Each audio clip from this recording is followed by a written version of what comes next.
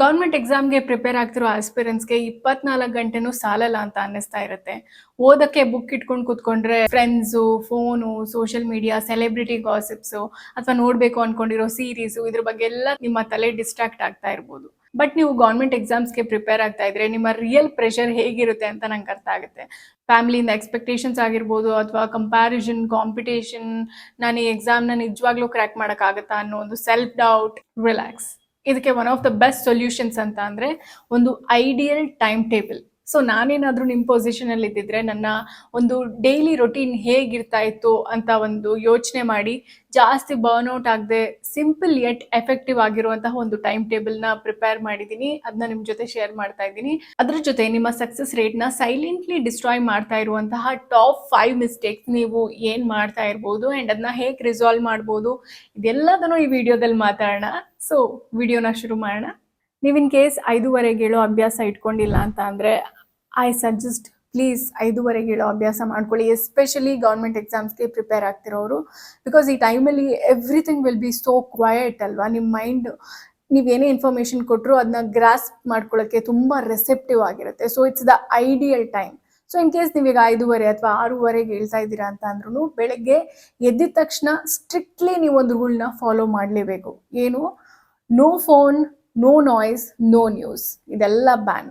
So freshen up ಆಗಿದ ತಕ್ಷಣ ಒಂದು ಲೋಟ ವಾರ್ಮ್ ವಾಟರ್ ಕುಡೀರಿ. ಅದಾದಮೇಲೆ ಒಂದು 10 ನಿಮಿಷ ವರ್ಕೌಟ್ ಅಂದರೆ ಅಟ್ಲೀಸ್ಟ್ ಒಂದು ಸ್ಟ್ರೆಚಸ್ ಆದರೂ ಮಾಡಿ. ನಿಮ್ಮ ಇಡೀ ಬಾಡಿ ವೇಕಪ್ ಆಗಬೇಕಲ್ಲ, ಈ ಎಚ್ಚರ ಆಗಬೇಕಲ್ಲ, 100% ಎಚ್ಚರ ಆಗಬೇಕಲ್ಲ. ಹಾಗಾಗಿ ವರ್ಕೌಟ್ ಅಥವಾ ಅಟ್ಲೀಸ್ಟ್ ಸ್ಟ್ರೆಚಸ್ ಮಾಡಿ ಆ್ಯಂಡ್ 5 ನಿಮಿಷ ಮೆಡಿಟೇಷನ್ ಮಾಡಿ.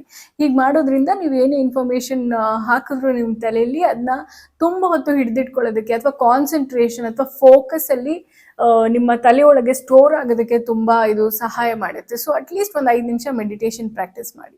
ಸೊ ಇನ್ ಕೇಸ್ ನೀವು 5:30 ಹೇಳ್ತೀರಾ ಅಂತ ಅಂದರೆ ಅರ್ಧ ಗಂಟೆಯಲ್ಲಿ ನಿಮ್ಮ ಫ್ರೆಶ್ನಿಂಗ್ ಅಪ್ ಆಗಿರ್ಬೋದು, ನೀರು ಕುಡಿಯೋದು, ಮೆಡಿಟೇಷನ್ ಅಥವಾ ಸ್ಟ್ರೆಚಸ್ ಇದೆಲ್ಲ ಮುಗ್ದೋಗುತ್ತೆ. ಸೊ 6ರಿಂದ 8 ಗಂಟೆ ನಿಮ್ಮ ಫಸ್ಟ್ ಸ್ಟಡಿ ಬ್ಲಾಕ್ನ ಪ್ಲಾನ್ ಮಾಡ್ಕೊಳ್ಳಿ. ಆ್ಯಂಡ್ ಈ ಟೈಮಲ್ಲಿ ನಿಮಗೆ ತುಂಬ ಟಫ್ ಅನ್ಸುವಂತಹ ಸಬ್ಜೆಕ್ಟ್ನ ಚೂಸ್ ಮಾಡ್ಕೊಳ್ಳಿ. ಬಿಕಾಸ್ ಈ ಒಂದು ಫ್ರೆಶ್ ಆರ್ ಏನಿರುತ್ತೆ ಇದು ನಿಮ್ಮ ಬ್ರೈನ್ಗೆ ಪ್ರೈಮ್ ಟೈಮ್. ಈ ಟೈಮಲ್ಲಿ ನಿಮ್ಮ ಮೈಂಡ್ ತುಂಬ ಫ್ರೆಶ್ ಆ್ಯಂಡ್ ಕಾಮ್ ಆಗಿರುತ್ತೆ. ಸೊ ಏನೇ ಟಫ್ ಸಬ್ಜೆಕ್ಟ್ಸ್ ಇದ್ರೂ ಅದನ್ನ ಅಬ್ಸಾರ್ಬ್ ಮಾಡ್ಕೊಳ್ಳುವಂತಹ ಪವರ್ ತುಂಬ ಸ್ಟ್ರಾಂಗ್ ಆಗಿರುತ್ತೆ.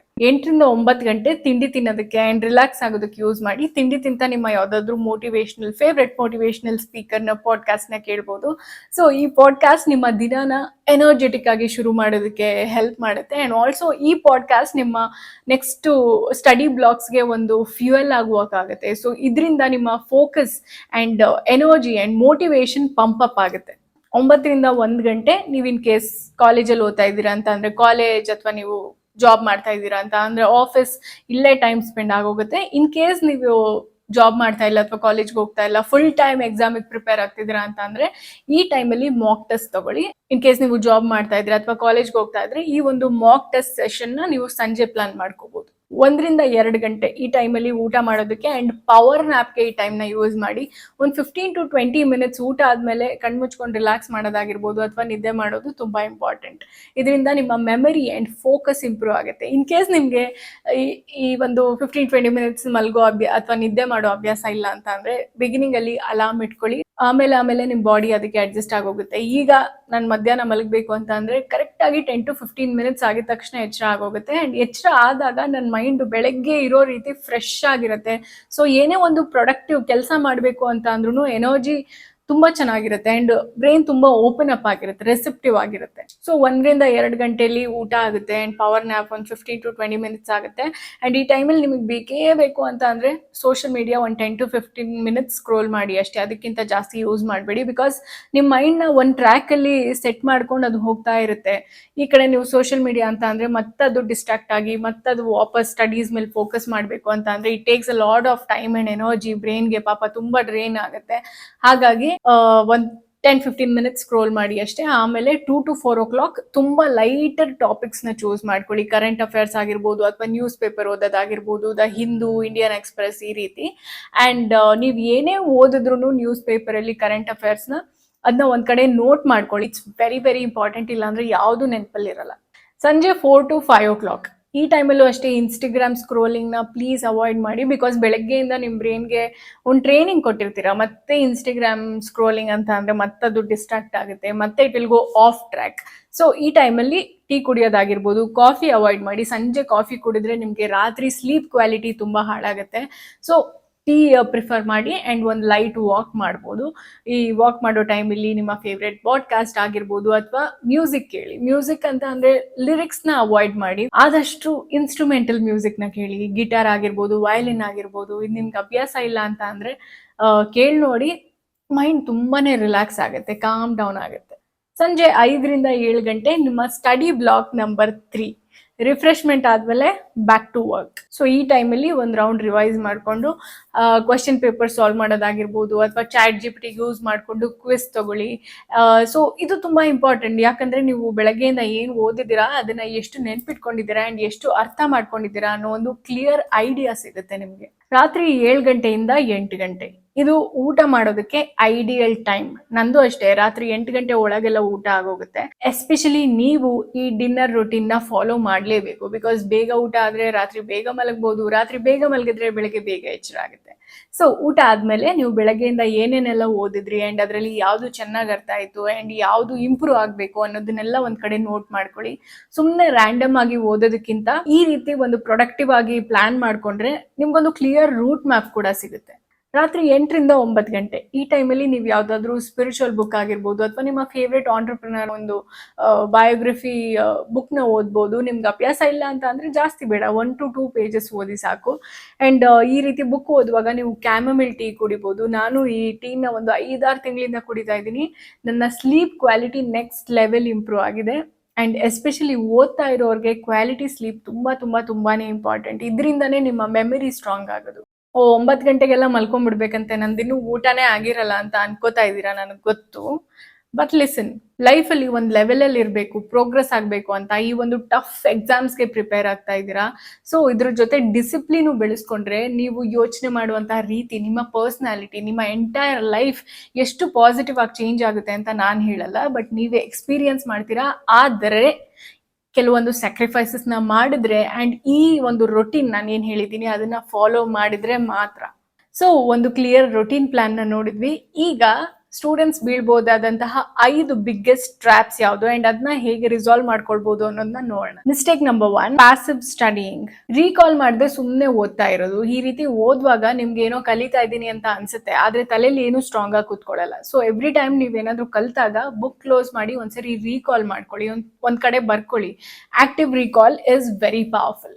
Mistake number 2, no mock test. Mock test ತಗೊಳ್ಳೋದಕ್ಕೆ ಸಿಲೆಬಸ್ ಪೂರ್ತಿ ಮುಗಿಲಿ ಅಂತ ವೇಟ್ ಮಾಡೋದು ಹ್ಯೂಜ್ ಮಿಸ್ಟೇಕ್. ಪ್ರತಿ ವಾರನೂ ಒಂದೊಂದು ಮಾಕ್ ಟೆಸ್ಟ್ ತಗೊಳ್ಳಿ ಆ್ಯಂಡ್ ಆ ತಗೊಂಡಿರೋ ಮಾಕ್ ಟೆಸ್ಟ್ನ ಡೀಪ್ಲಿ ರಿವ್ಯೂ ಮಾಡಿ, very important. Mistake number 3, no weekly planning.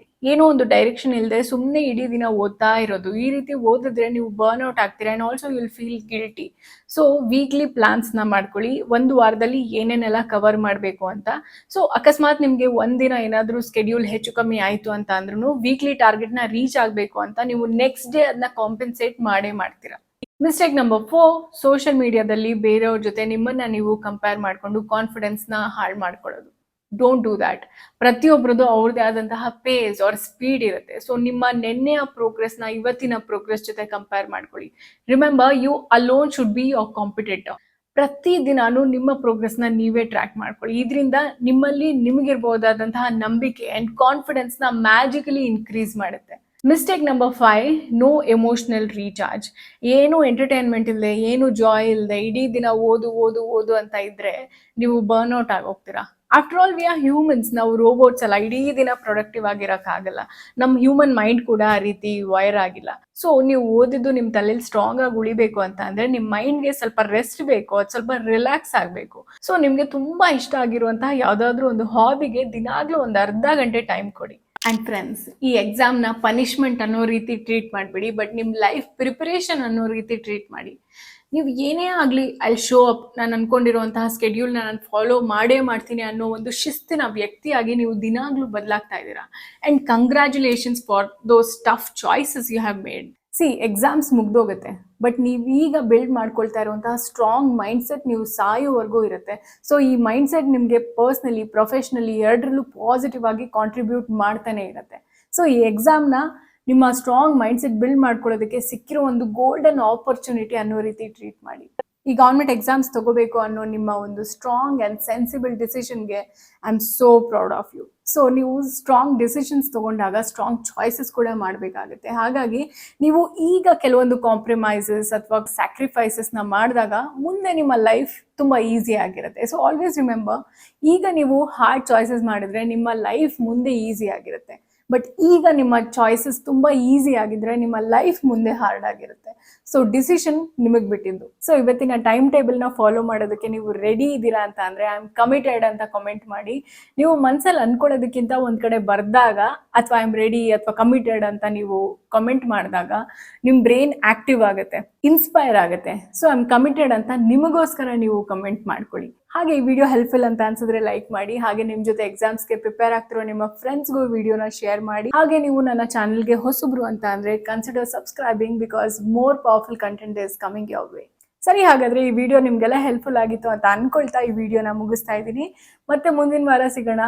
B discipline and keep winning.